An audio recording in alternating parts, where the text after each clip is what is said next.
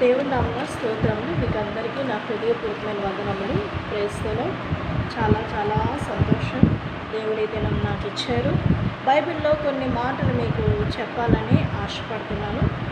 మనం పోయిన వారం జనరేషన్స్ మనం తెలుసుకున్నాం. అయితే ఇప్పుడు జర్నీ ఆఫ్ ఇజ్రాయెల్స్ మనం తెలుసుకుంటూ వస్తున్నాం. జర్నీ ఆఫ్ ఇజ్రాయెల్స్ ఏంటి అని అంటే, ఇజ్రాయెల్ అనే పేరు ఎలా వచ్చింది?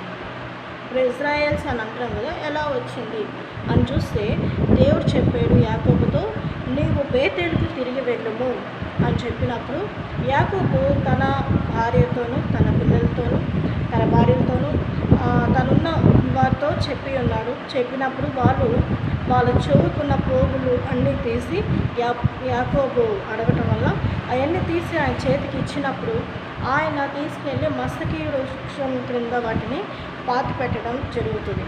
ఆ తర్వాత అతను బలిపీఠం కట్టమని దేవుడు చెప్పినప్పుడు అతను బయలుదేరికి వెళ్ళి దేవుడు అతనికి ఎక్కడ ప్రత్యక్షమయ్యాడో ఆ ప్రాంతాల్లో అక్కడ బలిపీఠం కట్టడం జరిగింది. యాకోబు తన మామ వాళ్ళ ఇంటికి వెళ్ళినప్పుడు అక్కడ ఏమైందంటే, తను చాలా శ్రమలు అంటే ఒక వేదనతో వెళ్ళి ఉన్నాడు. దేవుడు అతనితో దర్శనపూర్వకంగా మాట్లాడడం జరిగింది. సో మళ్ళీ తిరిగి వచ్చేటప్పుడు అదే ప్రాంతంలో బలిపీఠం కట్టడం, ఆ తర్వాత దేవుడు అతనితో మాట్లాడడం, ప్రత్యక్షమై మాట్లాడాడు. అది ఏంటి అనేది మనం చూద్దాము. ఆ మాట ఆదికాండం 35:9 మనం చదువుకున్నాం. యాకోబు 35:9. యాకోబు పద్దనరాము నుండి వచ్చుచుండగా దేవుడు తిరిగి అతనికి ప్రత్యక్షమై అతన్ని ఆశీర్వదించాడు. అప్పుడు దేవుడు అతనితో, నీ పేరు యాకోబు, ఇక మీదట నీ పేరు యాకోబు అనబడదు, నీ పేరు ఇజ్రాయేల్ అని చెప్పి అతనికి ఇజ్రాయేల్ అను పేరు పెట్టాడు.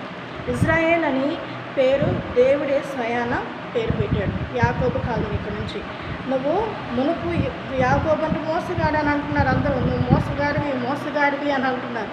కానీ ఇక్కడ దేవుడు చెప్తున్నాడు, ఇక్కడ నుంచి నీ పేరు అది కాదు, నువ్వు ఇజ్రాయేల్ అని చెప్పి దేవుడు అతన్ని ఆశీర్వదించాడు. అతని సంతానం అంతా ఇప్పుడు ఏం పిలువబడుతుందంటే ఇజ్రాయేల్స్ అని పిలువబడుతుంది. అందులో చాలా గోత్రాలు ఉన్నాయి, కానీ అందరినీ కలిపి ఇజ్రాయేల్స్ అని మనం పిలుస్తున్నాం. సో మనం చూస్తుంటే ఇక్కడ యాకోబు పేరు ఏ విధంగా మార్చారు? అబ్రహాం అనే పేరుని అబ్రహాంగా మార్చారు, షారాయి అనే పేరుని షారాగా మార్చారు. ఇంకా మనం చూస్తుంటే ఇస్సాకు దేవుడే పెట్టాడు నవ్వు అని చెప్పి, రెబకాకి అదే పెట్టారు ఆ పేరే. కానీ ఇక్కడ మాత్రం ఇద్దరికి మాత్రమే మార్చారు. సో ఇజ్రాయెల్స్ ప్రజలు ఐగుప్తు దేశానికి ఎందుకు వెళ్ళారు అనంటే,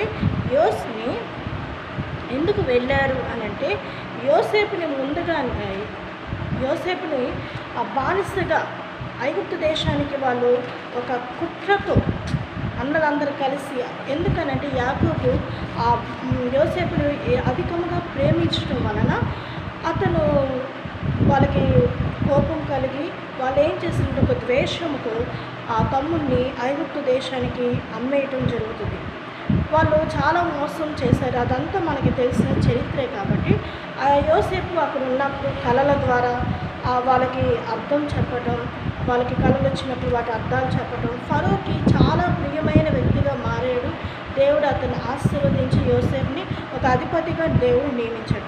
ఇక్కడ యోసేపు చరిత్రలో ఒక చిన్న విషయం ఏంటంటే, యోసేపుని చాలా ఒక వేదన అతనికి కలిగింది. ఏంటి ఆ వేదన అంటే, రాజు యొక్క భార్య అతన్ని ఆశించినప్పుడు ఆ పాపం చేయకుండా అతను పారిపోయాడు.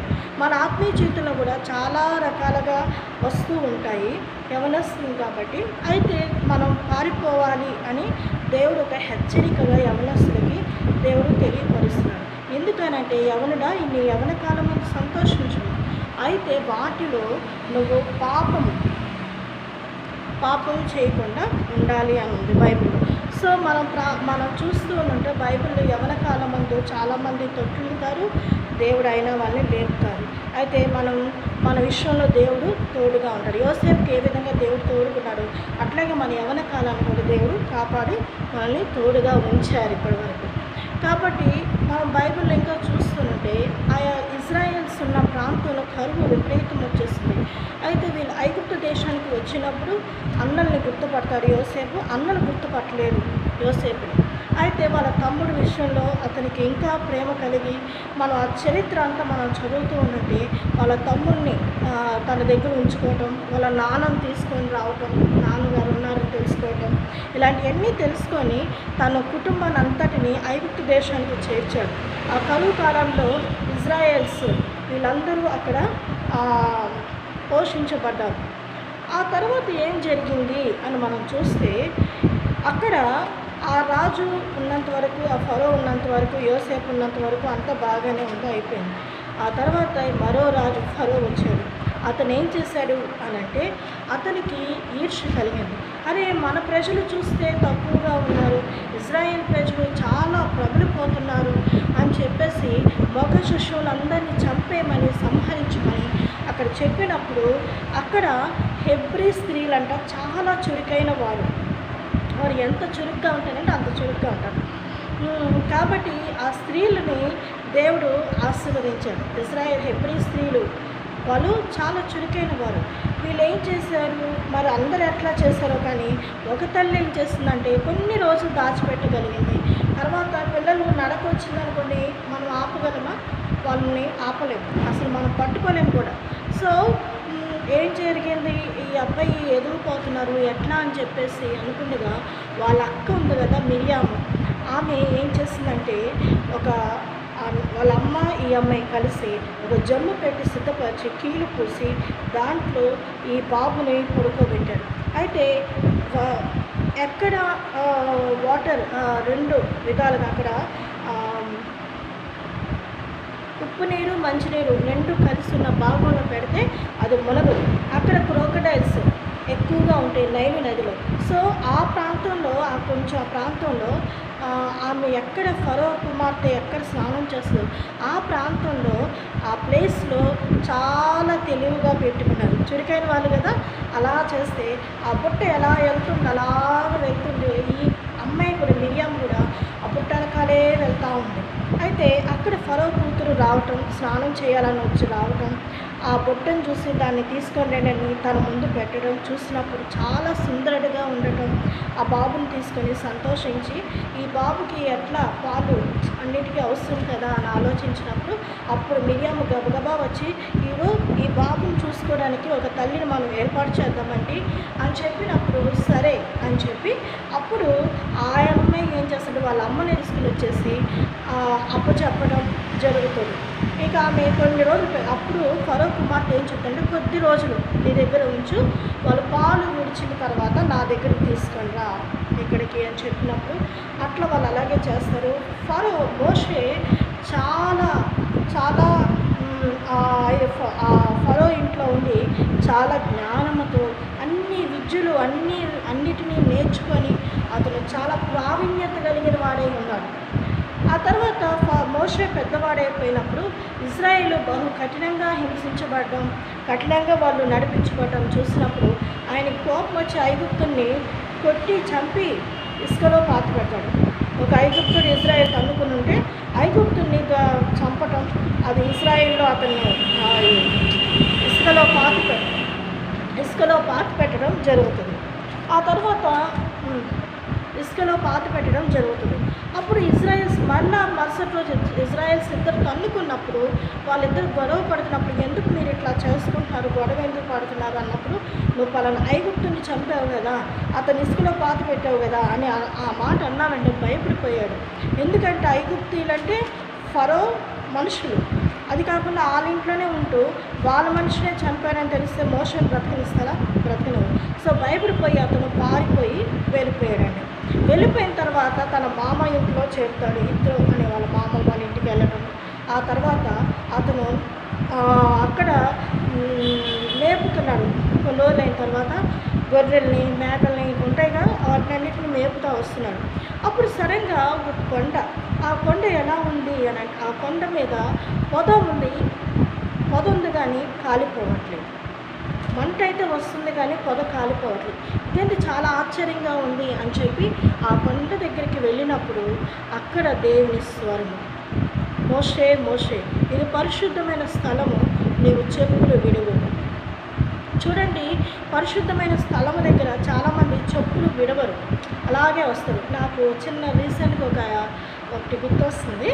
ఏంటంటే నేను గోరెంట్లో ఉన్నప్పుడు పాత మందిరం ఉంది కాబట్టి అక్కడ అందరూ మామూలుగా నడుచుకుంటా, పనుల మీద అట్లా నడుచుకుంటా చెప్పులు వేసుకొని అట్లా కొంతమంది నడుస్తున్నారు. సరే, పని మీద ఉన్నారు కాబట్టి అట్లా నడుస్తూ చేస్తున్నారు, అయిపోయింది. అయితే మా ఫాదర్ ఉన్నారు కదా, ఆయన ఏం చేశారంటే చెప్పులు చేతులు పట్టుకుని నడుస్తుంటే నాకు షేమ్ ఫీల్ అయ్యాం. ఏంటి అందరూ ఎంతో చక్కగా నడుస్తూ చేస్తుంటే ఈయన ఎందుకు చెప్పులు చేతులు పట్టుకొని వస్తున్నారు అని నేను అన్నాను. నాకు చాలా సిగ్గేస్తుంది నువ్వు అట్లా రావటం, చెప్పులు అందరూ ఎట్లా నడుస్తున్నావు, నువ్వు కూడా నడువు అని అంటే. అది దేవుని మందిరం, అది పరిశుద్ధమైన స్థలం, అందరితో నాకు అనవసరం, నాది నేను, నా దేవుని దృష్టిలో నేను ఏ విధంగా ఉండకూడదు అని చెప్పన్నారు. నిజమే, దేవుని యొక్క పరిశుద్ధమైన స్థలమును మనం చూసినప్పుడు అప్పుడు మనం ఏం చేయాలంటే చెప్పులు విడవాలి. చెప్పులు ఎక్కడెక్కడో తిరిగి వస్తామండి, ఆ పాపం అంతా మళ్ళీ మందిరంలో తీసుకొని రాము, ఒక జీవితాన్ని అంతటినీ బయటే వదిలేయాలి. మన దేవుని సన్నిధికి వచ్చినప్పుడు మన హృదయాన్ని ప్రభుకి సమర్పించుకోవాలి. అయితే ఇక్కడ మోషే ఏం చేశాడు అని అంటే, మోషేతో దేవుడు మాట్లాడుతున్నాడు. అయ్యా, నేను వెళ్ళలేనయ్యా ఇశ్రాయేల్ ప్రజల దగ్గరికి, ఐగుప్తు రాజుతో నేను మాట్లాడలేను, నేను నోటి మాంజుని నత్తివాడిని, నా వల్ల కాదు అని అంటే దేవుడు చెప్పాడు, నువ్వు వెళ్ళు, నేను చెప్తున్నాను అని అంటాడు.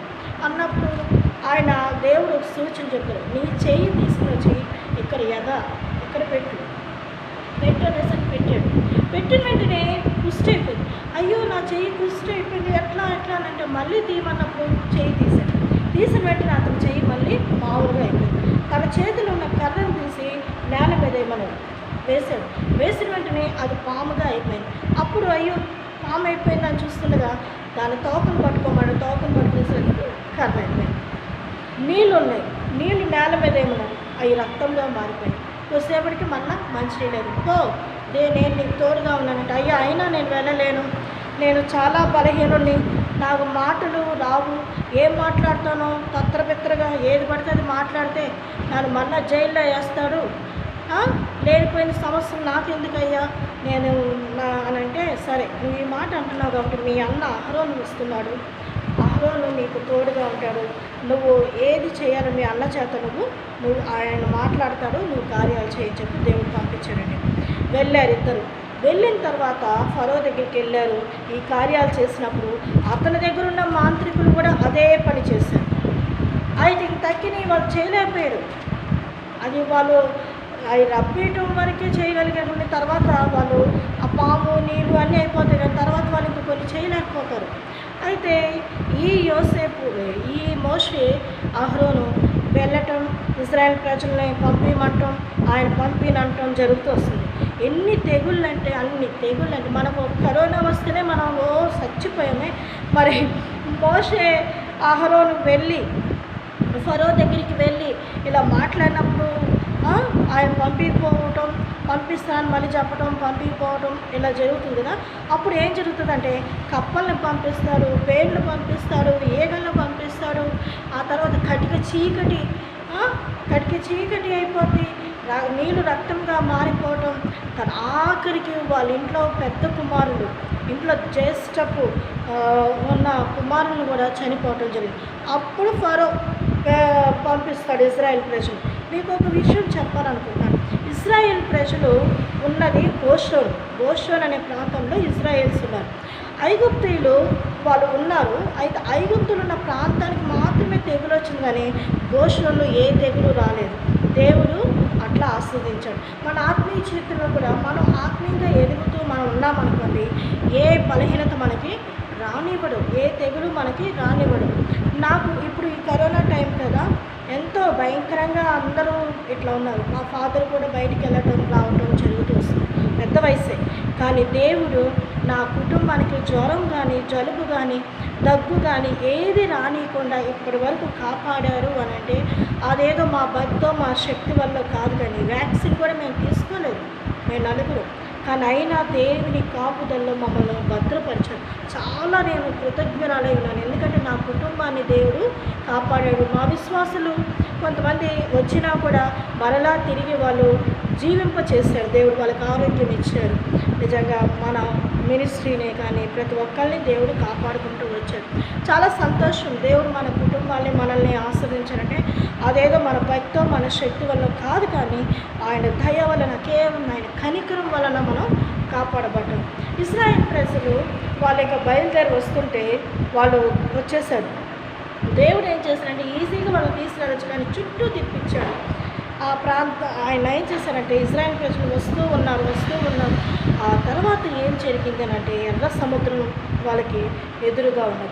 అయ్యో ఎట్లా అని చూస్తుంటే ఫరో సైన్యం వచ్చేస్తూ ఉంది వెనకాల, మళ్ళీ ఇశ్రాయేల్స్ని తీసుకురాలని. ఇక వీళ్ళు భయపడిపోతున్నారు.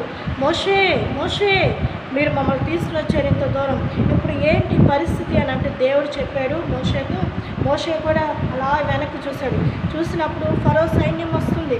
దేవునికి మొరపెట్టాడు. వెంటనే దేవుడు చెప్పి నీ కర్ర చాపము అన్నప్పుడు కర్ర చాపే ఉంచాడండి. చాపి ఉంచగానే ఆ ఎర్ర సముద్రం 2 పాయలుగా అయిపోవటం, ఆరిన నేల మీద ఇశ్రాయేల్ ప్రజలు వెళ్ళటం జరిగింది. మనం బైబిల్లో మనం చూస్తే హెబ్రీ పత్రికలో ఉంటుంది కదా మోషే.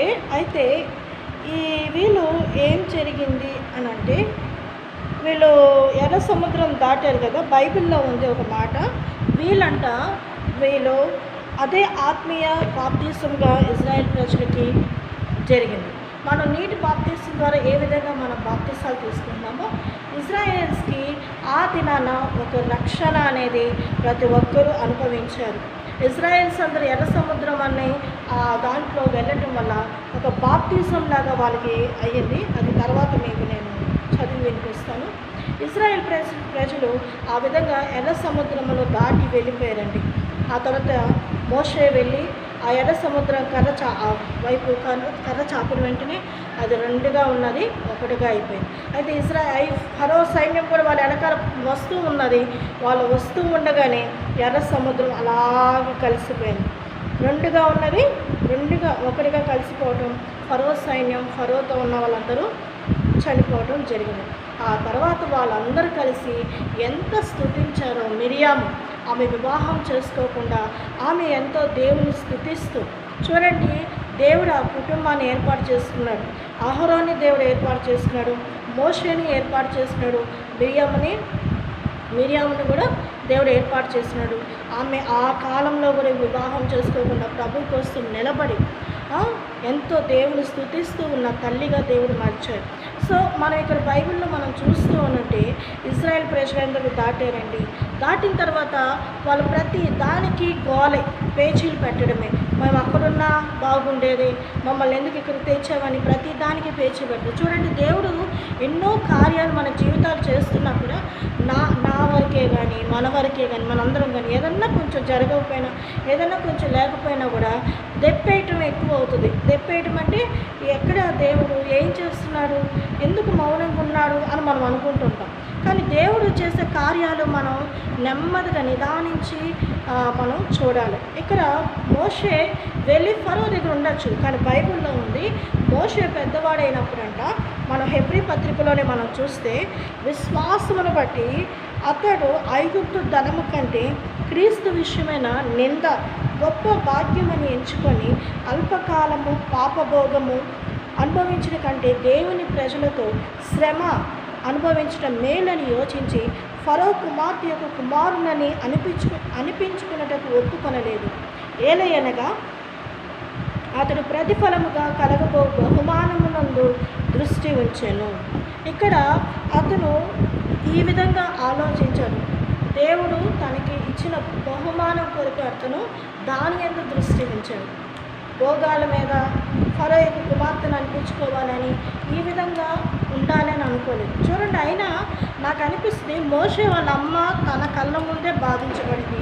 వాళ్ళ అన్నలు, వాళ్ళ సంతానము, వాళ్ళ ప్రజలు బాధపడుతుంది. ఇప్పుడు మన తల్లిదండ్రులే ఉన్నారు, సపోజ్ అక్కడ బాధించబడుతుంటే మనం ఉండగలుగుతాం. వాళ్ళకి ఏ విలువ లేనప్పుడు, వాళ్ళని అవమానంగా ఉంచినప్పుడు వాళ్ళు ఉన్నంత వరకు మోషే ఉన్నాడు. ఆ తర్వాత వాళ్ళతో పాటు వచ్చేసరికి ఇంకా ఏం అవసరం కదా. తన కళ్ళ ముందే తల్లిదండ్రులకి విలువ లేకుండా చేసినప్పుడు అవసరం, తన కళ్ళ ముందే తల్లిదండ్రులు విలువ లేకుండా చేసినప్పుడు అవసరం లేదు. కాబట్టి తన ప్రజలతో ఎంత బాధైనా ఎంత సుఖమైనా ఏదైనా కూడా అక్కడ ఉంటే నాకు మేలు, దేవుడు నాకు ఇచ్చే బహుమానం, నేను వాటి యందు దృష్టి ఉంచాలి అని చెప్పి అతను మోషే ఆ విధంగా అనుకొని ఇజ్రాయెల్ ప్రజలతో కలిసి వారిని ఆ విధంగా నడిపించడానికి దేవుడు తగిన జ్ఞానం ఇచ్చాడు. కాబట్టి మన ఆత్మీయ జీవితంలో కూడా మనం ఇజ్రాయెల్స్ యొక్క ప్రయాణం మనం చదువుతూ ఉన్నాము. వాళ్ళకి దేవుడు మన్నా ఆకాశం నుండి మన్నాను కురిపించి అవి కొత్తిమీర గింజల వలె ఉంటాయంట. ఈ రోజు వరకు ఓకే, మరుసటి రోజు వాళ్ళు పూర్తి దాచుకొని ఉంచేసరికి అది గబ్బు కొట్టి కంపు కొట్టేశారు. కానీ దేవుడు వాళ్ళని పరలోకపు మన్నాతో దేవుడు వాళ్ళని తృప్తిపరిచాడు. వాళ్ళకి నీరు లేదు అని అంటే బండను కొట్టాడు, బండతో మాట్లాడు అంటే బండను కొట్టాడు మోషే కొంచెం అట్లా. అయితే దేవుడు ఏం చేశాడంటే మోషేని దేవుడు ఆశీర్వదించాడు, ఆయన ప్రజలను కూడా దేవుడు ఆశీర్వదించి నడిపిస్తూ వచ్చాడు. ఇజ్రాయెల్ ప్రజల్ని దేవుడు ఆ విధంగా వారి ప్రయాణం జరుగుతూ వచ్చింది. అయితే దేవుడు ఈ మోషేని ఏర్పాటు చేసుకోవటం వలన మోషే హోరేబు కొండకు వెళ్ళటం జరిగింది. దేవుడు అతనితో హోరేబు కొండ మీద 40 దినములు ఆయన ఉపవసించి దేవునితోనే మాట్లాడుతూ ఉన్నప్పుడు దేవుడు ఆయనకి ఒక రెండు పలకల మీద కొన్ని రాతలు రాసి ఇచ్చాడు, పదాజ్ఞలు ఇచ్చాడు అతని చేతికి. ఇచ్చినప్పుడు ఈ మోషే అవి పట్టుకొని కిందకి వచ్చినప్పుడు అతని ముఖం చూడలేకపోయాడు. దేవుని ముఖం కూడా మోషే చూడలేకపోయాడు. మేఘము వలె ఒక హస్తము ఆ రాయి మీద రాయడం అతను చూశాడు, అంతవరకే వెనక భాగం చూశాడు అంతే. కానీ తను చూడలేకపోయాడు, ఆ దానికి ఆ మహిమను చూడలేకపోయాడు. అయితే మోషే కిందకి వచ్చేసరికి ఇజ్రాయెల్ ప్రజలు కూడా అతన్ని చూడలేకపోయారు, ఆ మహిమను చూడలేకపోయారు. అయితే ఇజ్రాయెల్ ప్రజలు ఏం చేశారో తెలుసా?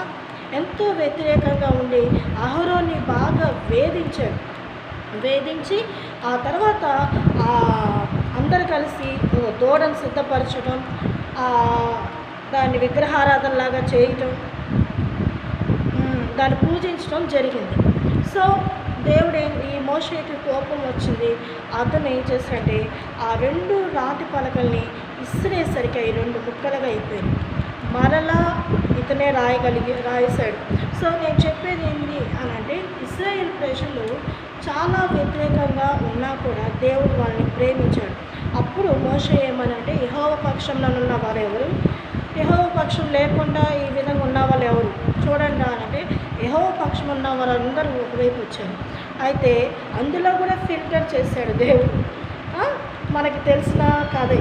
అప్పుడు ఏం జరిగిందంటే యెహోవా పక్షం లేని వాళ్ళని హతము చేశాడు.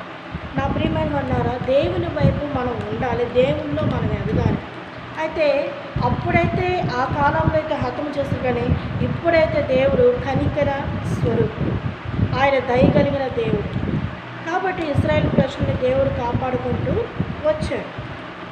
మోషేని దేవుడు ఏర్పాటు చేశాడు. మన ఆత్మీయ జీవితంలో కూడా మనల్ని ఈ విధంగానే ఏర్పాటు చేస్తూ వస్తున్నాడు. ఆ తర్వాతనే ఆ ఇజ్రాయేల్కి వాళ్ళకి ఏం చేయాలి అని అన్నప్పుడు మోషేకి దేవుడు ఒక ఆలోచన, దేవుడు మోషేతో మాట్లాడాడు. ఏమనంటే ఈ ప్రత్యక్షపు గుడారం గురించి ఎక్స్ప్లెయిన్ చేయడం జరిగింది, ఏ విధంగా ఎలా ఉండాలి అనేది తెలియపరుస్తూ వచ్చాడు. దేవుడు మనకి మరో సమయాన్ని మనకి ఇచ్చినప్పుడు మనం మాట్లాడుకుంటాం దీని గురించి. ఈ జర్నీ ఇజ్రాయేల్ యొక్క ప్రయాణం అంతటా దేవుడు ఆ దినాలు ఎట్లో కాపాడాడు. ఇప్పుడు కూడా మనం మన ప్రయాణాలు ఆశ్చర్యకరంగా ఉండాలి, మన ప్రజలు క్షేమంగా ఉండాలి. ఎక్కడెక్కడ బానిసగా ఎక్కడెక్కడ దాస్యంలో ఉన్నారు వాళ్ళందరూ విడిపించబడాలి. నేను ఒక్కోసారి అనుకుంటాను, అబ్బా నాకు వివాహం కాలేదు, లేకపోతే ఆ దాస్యంలో ఆడు సారీ ఆ మాట అవ్వండి చెప్పిన ఓకే కూర్చోమంటే కూర్చొని స్టాండ్ ఇక ఇదే పని అయిపోద్ది. అది లేకుండా దేవుడు నాకు ఆ బంధకం అనేది వినిపించాడు, ఎంత సంతోషం కదా, హ్యాపీగా నేను ఫీల్ అవుతుంటా. ఎందుకనంటే ఈ కొన్ని రోజులే, ఆ తర్వాత నేను ఇంకా ఫ్రీ అయిపోతాను. నాకు ఎవరు కింద ఉండాల్సిన పని లేదు. ఒక హస్బెండ్ అంటే ఇక ఆయన కిందే ఉండాలి, ఎలా చెప్తే అలా ఉండాలి. కానీ నాకు దేవుడు అది లేకుండానే చేశాడు. ఆయన ఆ దేవుని దేవునికి లోబడే తనం, దేవునిలో ఎరిగే కృపను నాకు దేవుడు ఇచ్చాడు. అందుకు నేను చాలా సంతోషిస్తున్నాను. అలాగే రేపు నా బర్త్డే, నా కోసం ప్రేయర్ చేయండి. ఇన్ని సంవత్సరాలు దేవుడు నన్ను కాపాడారు, ఆరోగ్యం ఇచ్చారు. ఏ బలహీనత రానియకుండా దేవుడు నాకు ఆరోగ్యం ఇచ్చారు. దేవుడు రేపు నూతన సంవత్సరంలో అడుగు పెట్టడానికి దేవుడు నాకు ఇచ్చారు. దేవుడు ఆరోగ్యం ఇచ్చినట్లు నా కోసం ప్రేయర్ చేయండి. ఇంకా దేవుడు ఆరోగ్యం ఇవ్వాలి, పరిచయంలో వాడబడాలి. నా కోసం మీరు అందరూ ప్రార్థన చేయండి. దేవుడు ఈ చిన్న వాక్యం దీవించింది. ఆమేన్.